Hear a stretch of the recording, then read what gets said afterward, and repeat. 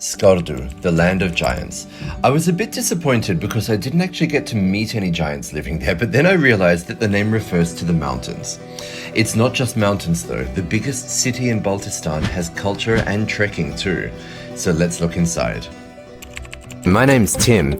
I love traveling and I've been to more than 50 countries. But there's something about Pakistan that keeps bringing me back. Join me along this ride for the Pakistan Traveller series, where I share my favourite places, food and culture from the country that I love the most.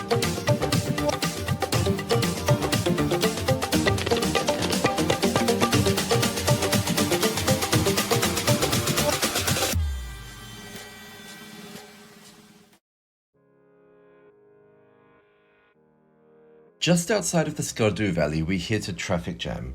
The road was closed in both directions by a landslide.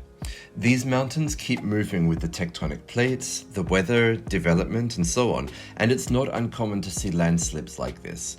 In fact, the road is constantly a work in progress. Skardu is quite a busy city, small but bustling, the administrative centre for Baltistan.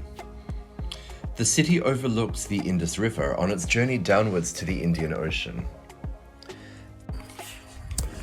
Good morning again from Skardu, and we have just sat down in the lovely garden of the Concordia Hotel, or Concordia Motel, and currently just watching some goats being herded past. And a cow as well. Or is it? Yeah, a calf. And we are here just dropping in for a bit of chai, but the view here is absolutely gorgeous. Take a look at this.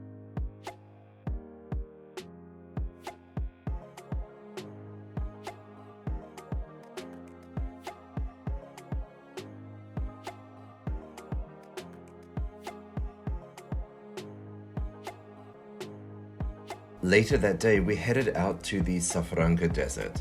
Now, although it's surrounded by mountains, Skardu is actually a rather arid environment, and Safaranga is often promoted as a cold desert experience. It's theorized that Safaranga was once actually the base of a giant lake, which broke its banks and emptied downstream, leaving the dry, sandy desert floor that we see today. Shout out here to my friend Sakib at Valhalla Travellers, who took us out for this sunset desert experience. I've mentioned the link to Valhalla Travellers in the video description below in case you want to book your trip out to Safaranga. There are lots of other things to do in the desert too. Four-wheel driving, ultralight flights. It's becoming a real adventure tourism destination.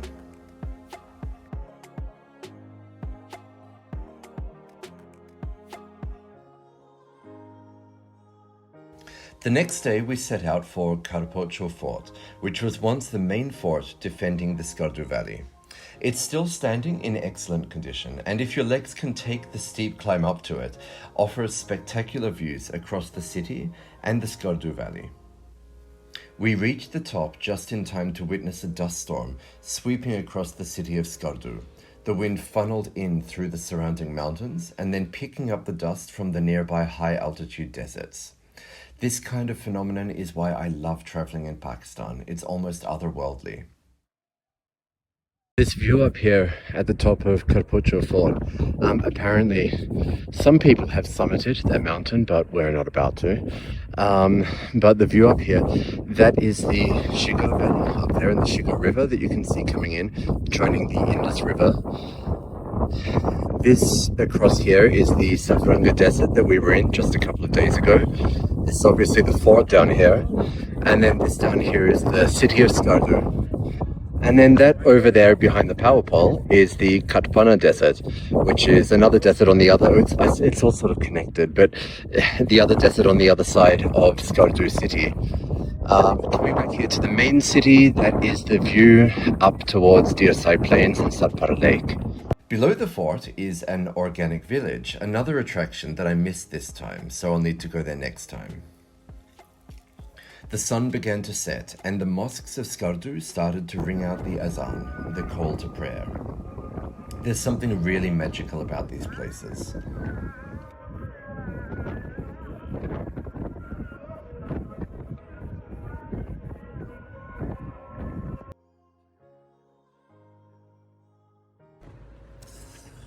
Good morning from Skardu. We are just checking out of the Pyramid Lodge where we've been staying, and I have to say that the people here have been so hospitable. Hussein and Kamil, they've been really helpful the whole time we've been here. The lodge itself is gorgeous. Like, the rooms are so comfortable. The view out the back is beautiful with the trees and everything. There's a rooftop. There's a generator, so you have constant electricity, backup internet, and so on. Highly recommended. If you're staying in Skardu, do come to Pyramid Lodge. Finally, it was time to bid Skardu goodbye, but I will be back. Although it's a city, it's surrounded by deserts, mountains, fortresses. It's not just any other city, it feels like its own little world, perched right up there amid the Himalayas. I'll definitely return.